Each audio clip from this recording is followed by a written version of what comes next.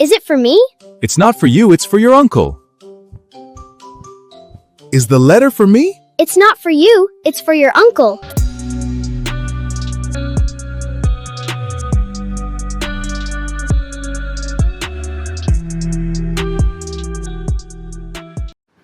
बिस्मिल्लाहिर्रहमानिर्रहीम, अस्सलाम वालेकुम। I am your teacher Naila मजीद।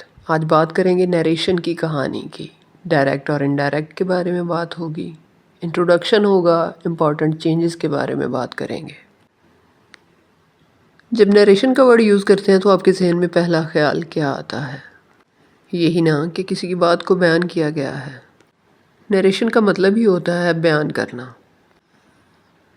जब दो या दो से ज़्यादा लोग आपस में कॉन्वर्सेशन करते हैं और उनकी बात को किसी और के साथ शेयर किया जाता है तो दो ही तरीके होते हैं।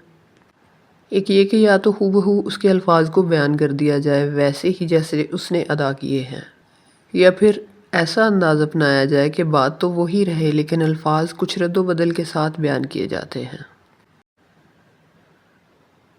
शुरू में जो क्लिप आपको दिखाया गया, चलें उसी को दोबारा देखते हैं और उसके साथ मज़ीद कुछ क्लिप्स देखते हैं। गौर से देखें और नोट करें कि क्या चीज़ मिसिंग है। Is it for me? It's not for you, it's for your uncle. Is the letter for me? It's not for you, it's for your uncle. Don't waste your time. Hey, don't waste your time.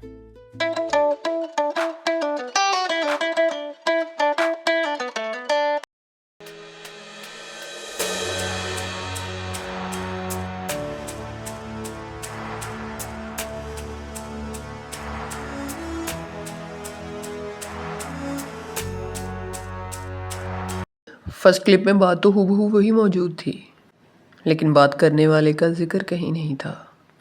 Second clip में भी बात बिल्कुल हूबहू वही थी, मगर उसमें भी ये मेंशन नहीं किया गया कि बात किसके बारे में हो रही थी।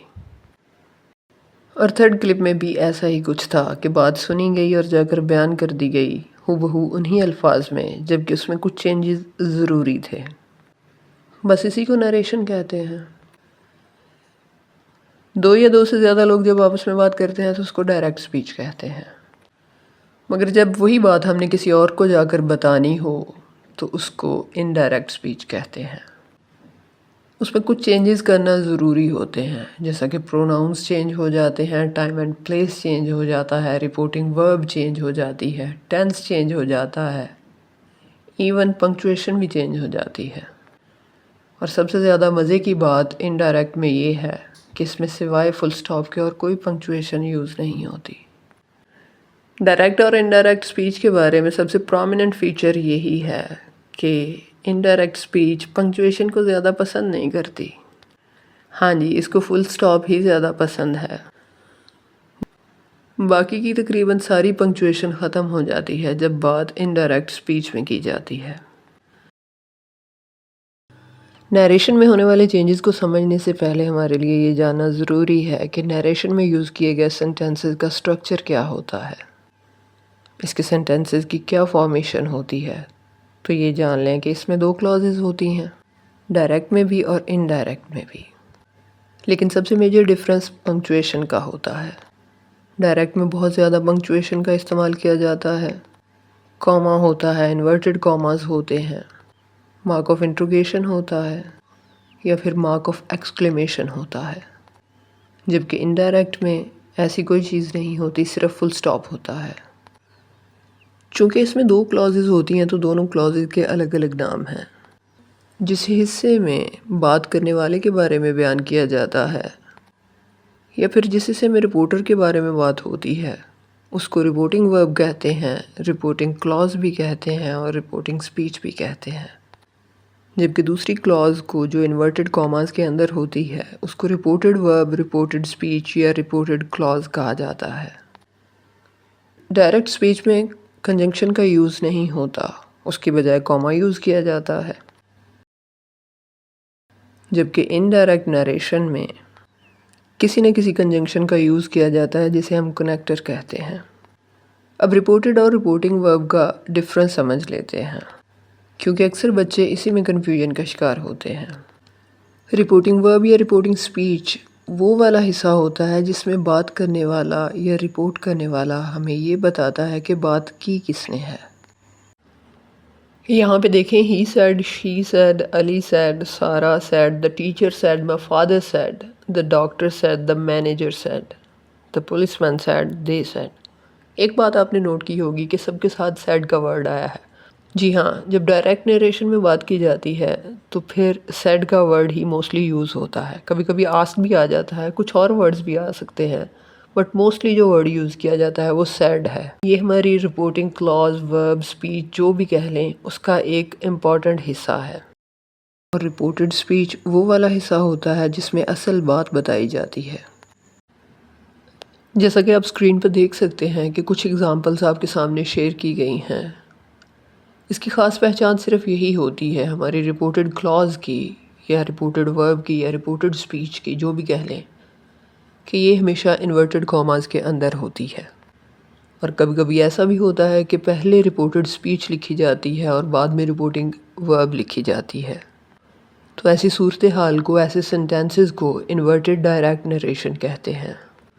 इसमें कंफ्यूज होने वाली कोई बात नहीं है, बस सिर्फ इतना आपने देखना है कि जो चीज़ इन्वर्टेड कॉमास के अंदर लिखी गई है डायरेक्ट नरेशन में, वो ही हमारी रिपोर्टेड स्पीच है या रिपोर्टेड वर्ब, रिपोर्टेड क्लॉज, जो भी आप कहना चाहें। आई होप कि हमारा रिपोर्टिंग क्लॉज और रिपोर्टेड क्लॉज का कॉन्सेप्ट क्लियर हो गया होगा। अगर नहीं हुआ तो आपके लिए कुछ प्रैक्टिस के लिए यहाँ पे सेंटेंसेस दिए गए हैं। इसमें सिर्फ आपने ये ढूंढना है कि कौन सी हमारी रिपोर्टेड वर्ब है और कौन सी हमारी रिपोर्टिंग वर्ब है। ये थी हमारी नरेशन की फॉर्मेशन के नरेशन वाला सेंटेंस होता कैसे है। अब कुछ बात कर लेते हैं इसमें होने वाले चेंजेस के हवाले से। सबसे पहले हमें रिपोर्टिंग वर्ब को देखना पड़ेगा। अगर रिपोर्टिंग वर्ब पास्ट में है तो फिर जान जाएं कि हमें बहुत सारे चेंजेस करने पड़ेंगे। बल्कि अगर ये कहा जाए कि टेंस में जितने भी चेंजेस होते हैं वो सिर्फ़ और सिर्फ पास्ट की रिपोर्टिंग वर्ब की वजह से होते हैं, तो ये गलत नहीं होगा, क्योंकि प्रेजेंट और फ्यूचर वाली रिपोर्टिंग वर्ब में टेंस चेंज नहीं होता। हाँ, अलबत्ता उसमें प्रोनाउन ज़रूर चेंज होते हैं। और एक और ऐसी सूरत हाल होती है जब हमारा टेंस चेंज नहीं होता, और वो होता है universal truth, ultimate reality, scientific fact या फिर कोई प्रोवर्ब। तो देख लेते हैं कि अगर रिपोर्टिंग वर्ब पास्ट में हो, जो कि ज़्यादातर पास्ट इंडेफिनिट में ही होती है, तो फिर टेंस कैसे कैसे चेंज होंगे। अगर हमारी रिपोर्टिंग वर्ब पास्ट में हो, रिपोर्टेड क्लॉज हमारी प्रेजेंट इंडेफिनिट में हो, तो वो अल्टीमेटली पास्ट इंडेफिनिट में चली जाएगी। अगर पास्ट इंडेफिनिट में हो तो वो पास्ट परफेक्ट में चली जाएगी, और अगर पास्ट परफेक्ट में हो तो पास्ट परफेक्ट वाली चेंज नहीं होती। इसी तरह अगर प्रेजेंट कंटिन्यूस में हो तो वो पास्ट कंटिन्यूस में चली जाएगी, और अगर पास्ट कंटिन्यूस में हो तो फिर वो पास्ट परफेक्ट कंटिन्यूस में चली जाएगी, और अगर पास्ट परफेक्ट कंटिन्यूस में हो तो फिर वो पास्ट परफेक्ट कंटिन्यूस में ही होगी, क्योंकि फर्दर पीछे नहीं जाया जा सकता। ये मेजर चेंजेस हमारे टेंस में होंगे, लेकिन इसके अलावा भी चेंजेस होंगे। डायरेक्ट नरेशन की सारी पंक्चुएशन गायब हो जाएगी। अगर हमारे फ़िक्रे में सवाल था, अगर हमारा सेंटेंस इंट्रोगेटिव था तो फिर उसको सादा बना देंगे, अगर एक्सक्लेमेटरी था उसको भी सादा बना देंगे, और अगर इम्पेरेटिव था तब भी उसको सादा बना देंगे। मतलब तमाम किस्म के सेंटेंसेस असर्टिव या डिक्लेरेटिव में चेंज हो जाएंगे जब हम इनडायरेक्ट स्पीच में जाएंगे। और फिर बारी आ जाती है प्रोनाउंस के चेंज होने की, और प्रोनाउन बिल्कुल SON वाले रूल के हिसाब से चेंज होंगे।